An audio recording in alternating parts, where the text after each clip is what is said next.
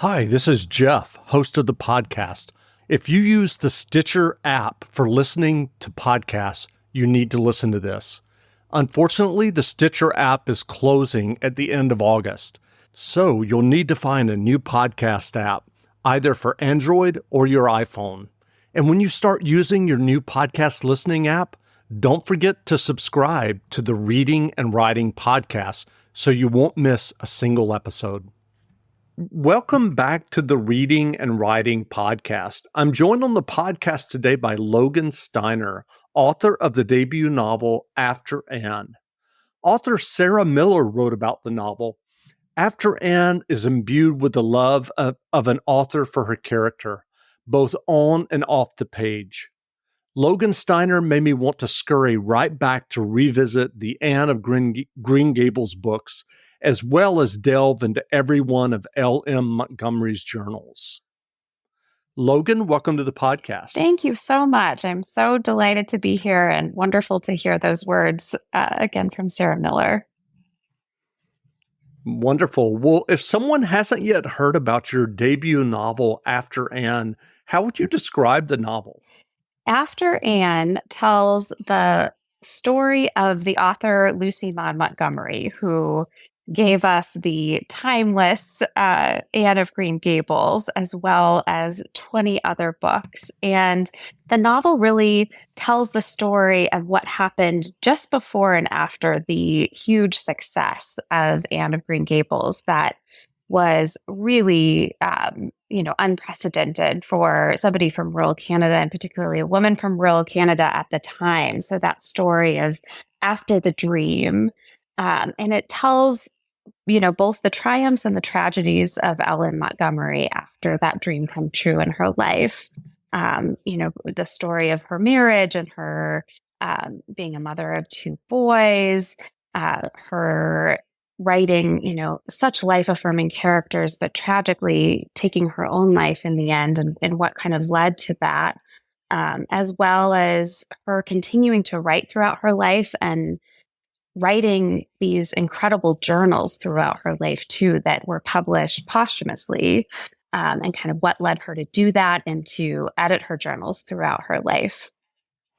And do you remember the original idea or impetus that led you to writing After Anne?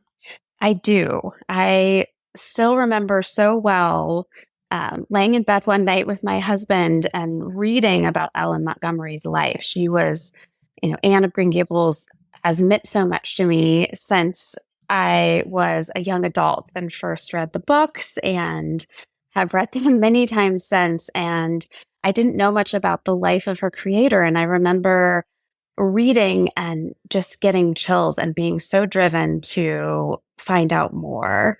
And I think that, in thinking about why I was so interested in the life of a creative woman, I'm somebody who I've wanted to be a writer since I was 10. I started telling people that I had dreams of being an author when I was that young. But I'm also somebody who's always really been scared to share my writing with others and put my writing out there in the world. I am a sensitive sort. And I think that some of the best, the best thing for that I've found is to learn about the stories of creators who have come before me and really how they persisted through so much in their life, not just kind of the success story, the headline success story, but everything that they went through and kept going through to create what they did, and particularly the lives of female authors who wrote, some of my most beloved works. And so I think that's one of the best ways to feel less alone in this creative endeavors. And so I don't think it's an accident then that my first book was about the life of one of those creative women who so inspired me. But yes, I was just, I learned that her life had ended tragically in suicide, and I knew how much her writing had meant to me, and I just felt so compelled to learn more about her. Well, was there ever a time where you considered writing a biography versus a novel? I didn't. I have always wanted to write fiction. I love how fiction with kind of the addition of dialogue, and really drawing out character can bring history to life. And there is a wonderful and really comprehensive biography of Ellen Montgomery that was a tremendous resource to me. But I really saw this fiction space as a space where there were gaps to be filled in. We know that Ellen Montgomery edited her journals, and there was this sort of central mystery around why her last 3 years of her life only have two very, very short entries in her journals, and why there was a page number on a note found by her bed when she died, suggesting that there were many, many more pages that were missing from the historical record. And I think there are really good guesses that we can make. And her biography, Lucy Maud Montgomery, The Gift of Wings by Mary Henley Rubio, does a beautiful job of kind of surmising what we can know. But really, the only way to imagine into those unknown spaces is the novel form. And so I thought that there was a lot in particular with Ellen Montgomery's story that the novel form could add. Well, did you read those journals as you were researching the novel? I did. I read them cover to cover and went back so many times to make sure I was getting all of the details right. I went through them the first time and kind of took copious notes, and then they were such a tremendous resource to me in my writing.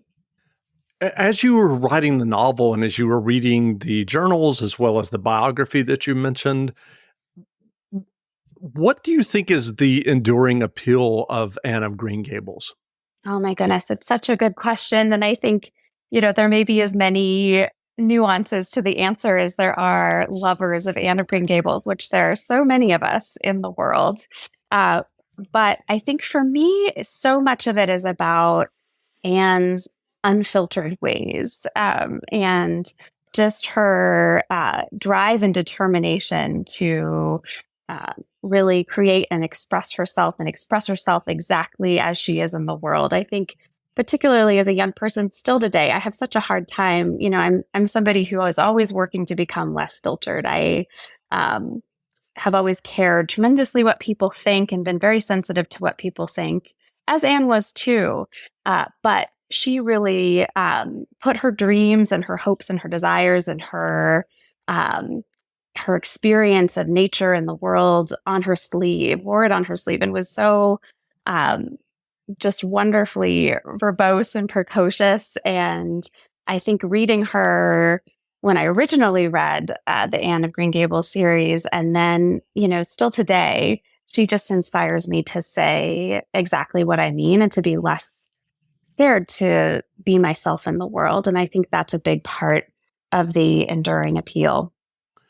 Well, do you journal yourself? I do journal myself, yes. And I have kept journals since I was about that age, about 10 years old when I first had those dreams of authorship. I've journaled pretty regularly throughout all of those years. What I do now is keep more of a daily journal, particularly with having a young daughter. I find that if I can write a few lines a day, that is a success. And so my journaling practice is different now than Maud's was. Maud would kind of take months at a time and really summarize them in these eloquent entries that I can't recommend her journals more. They're really not just kind of day-to-day record keeping, but these it's really her narration of her life story with her same beautiful prose that you find in her books. And so she would, wait until she was ready to write about something and then write a kind of longer entry about it.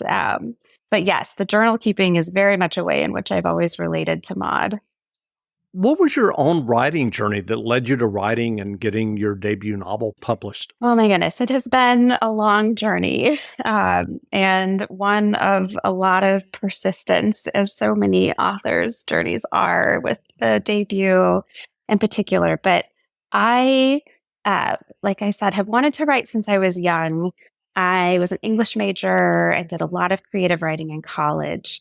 But I also have this very practical side of me. And, it comes, my mom is an artist, and she always taught fiber arts and at a college, and was a big believer in you don't put the pressure to make money on your creative dreams. And so she had, this kind of steady, stable teaching job throughout her career, and she instilled that in me. So I, coming out of college, went to law school knowing that that was a career that does involve a lot of writing. And so I could kind of keep that alive, but it would be a kind of steady, stable career with a lot of flexibility in terms of what I ultimately did and where I lived.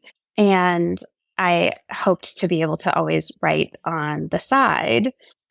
It took me a while once I started practicing to get back to those creative dreams. Law can be very consuming, especially in the early stages. And I was working a lot of nights and weekends at a big law firm, and did judicial clerkships, which were kind of all intensive, and was honing my editing skills, was honing my kind of discipline and organization and research skills. But it took me a while to get back to those creative dreams, and it was actually kind of a personal tragedy in my life of losing my brother suddenly, that put things into such perspective for me. It was, kind of the greatest loss that I've experienced, and just such a devastation, and really made me realize that, it's so easy to say time is short, but to live like it and to really feel it is a different thing. And it made me so motivated to get back to this work that I had long said that I wanted to do. And so, it was 9 months after that I started the research, and I kind of got the inspiration and started the research for this book. And now 8 years later, it has not been a short journey. It's been published. So it was, quite a journey to research and write it. I was doing it on the side of my law career, a lot of it in 20-minute increments when I could fit them in. That was kind of my daily minimum. And then it took a while to find an agent, and then a while to have it land in its publishing home. And there were many times along the way that I didn't, it was hard to keep the faith that this would find its way into the world. But the times that I stepped away from the project and came back, there was just always such a pull. I felt such a understanding of and draw to tell this story of Maud, and to tell, parts of the story that really aren't fully explored in the biography or in her journals for readers. And so I kept getting pulled back in, and really each time that I went back into the manuscript, I had a new realization for myself that was, it was just kind of uncanny how it was like, oh, the book needs, I needed to learn this lesson at this point in my life. And it really kind of kept doing that over and over again. So I very much hold that like this book took the time that it needed to get to the best version that I could make it. You mentioned earlier that I can't remember the exact words, but you were basically saying that you kept your fiction writing private, and it was something that was very personal to you. Given that, how were you able to navigate the process of finding an agent and a publisher? Because kind of built into that is a lot of rejection. Yes. And I think it was, slowly, incrementally getting braver. And I took so much from Maud's journey in that, she was just so persistent, and she was a deeply feeling person. So she took rejection, really seriously, and had a lot of it in her early life publishing stories and poems. And learning about her really inspired a lot of bravery. And there was, a lot of that, but it was really kind of a slow, steady coaxing of myself to open up more and more to sharing. And, because of that kind of private nature, I'm somebody who I didn't use a writing group. My husband I'm was not sure, I may have my lost you. Can you first still hear me? and best reader, who's read the book so many times Hello? and been such a huge.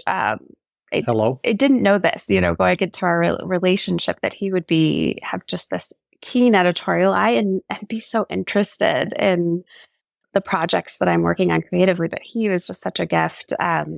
And then, slowly I opened up. What was your writing process when you were working on After Anne, given that it was a book about uh, a writer who was an actual writer in history? Did you do a lot of outlining and plotting? How did that process work for you? Yes, I am pretty methodical in my process. I think I take that from my law career and my research instincts. So I spent a lot of time outlining, and really I started with the journals because they were the closest way for me to get into Maud's mind, I wanted to get as close to Maud as possible to really write her internal monologue. And so as I was going through the journals kind of meticulously, I was taking notes on the parts that kind of sparked the most interest based on, wanting to tell the story of what happens after this tremendous success. And so I kind of took meticulous notes, and then I conceived of the kind of three acts of the story, kind of as the three parts of a tragedy pretty early. And so I had kind of the main three parts that move you forward in time pretty early in my thinking. And then I was taking notes and outlining around those three pieces of the book. And because I had that framework from the journals, then as I was going through the biography, as I was going back through nonfiction, as I was going through secondary sources, I could take notes on really the most salient pieces from those other sources, because there's so much out there about Ellen Montgomery that to really stay organized, I found to be really key. And so I did a lot of outlining before I started writing and researching before I started writing. And then I did a lot more continuing outlining and researching as I was writing. Given your experience of writing and editing and now getting your debut novel published After Anne, what writing advice would you offer for those who are writing their own stories or novels?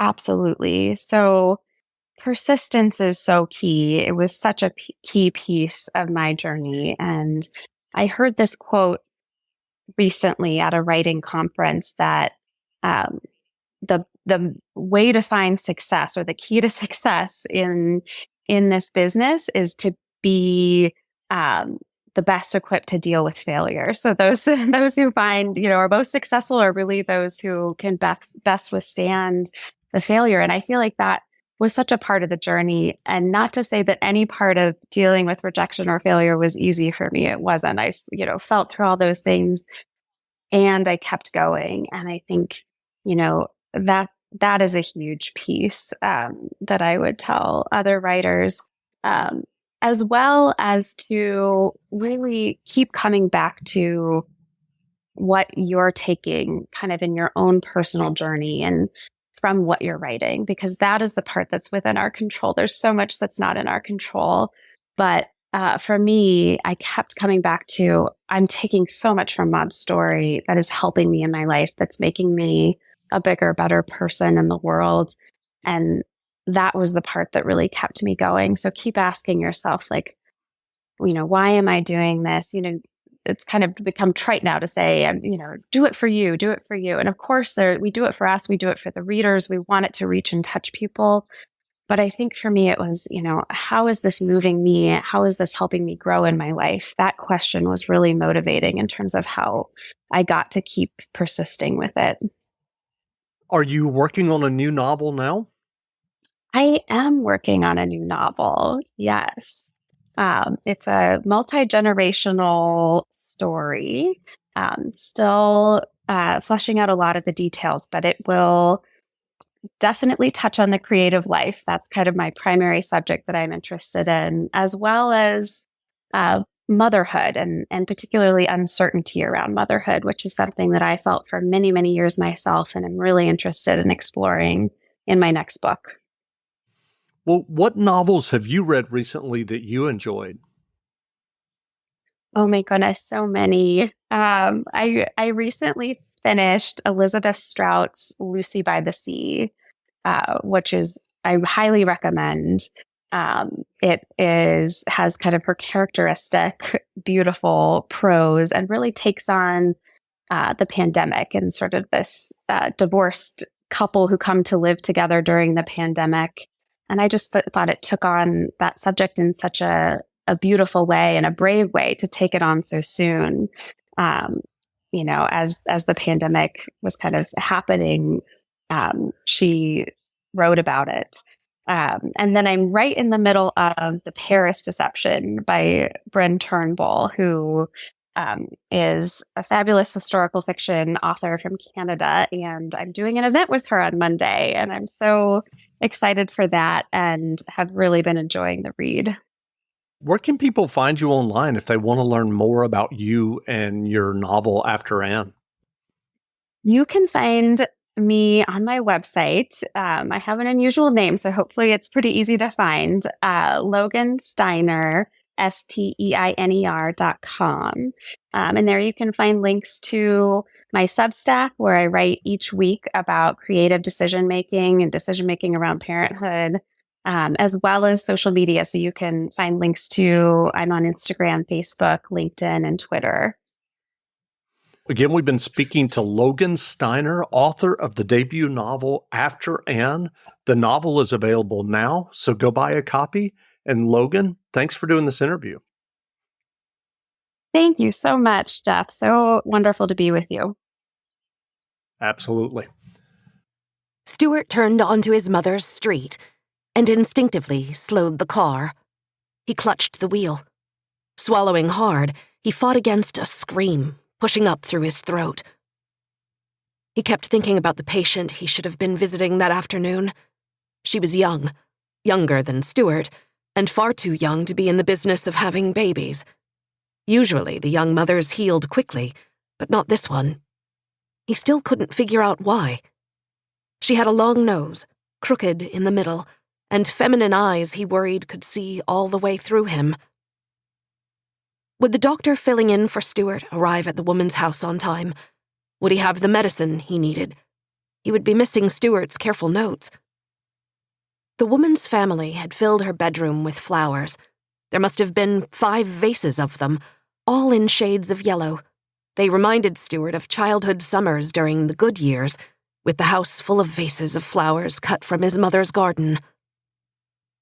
When he pictured his mother hard at work in her garden, pulling out vegetables and holding them up with a smile so big her teeth showed, his scream became harder to stifle. He shook his head. The urge to scream struck him as odd at a time like this. The car seemed to park itself. It occurred to Stuart that he might have tried crashing it into the curb. When else in his life would he be forgiven for such a lack of discipline? He waited after parking, looking down to where his hands gripped the wheel. "You have your mother's hands," people said. His chin fell to his chest, and then the tears came. His mother. His mother, the great author. His mother, the beloved orator. His mother, who made a fan of the Prime Minister of England, who turned a no-name island into a world-famous tourist attraction. His fervent coach and forever critic. How could such a life be gone from the world on a day so bright and ordinary, with the newly laid pavement gleaming in the sun and the wind blowing a stray piece of newspaper down the road? But here was Dr. Lane, with his knuckles rapping on the car window, his voice muted by the glass.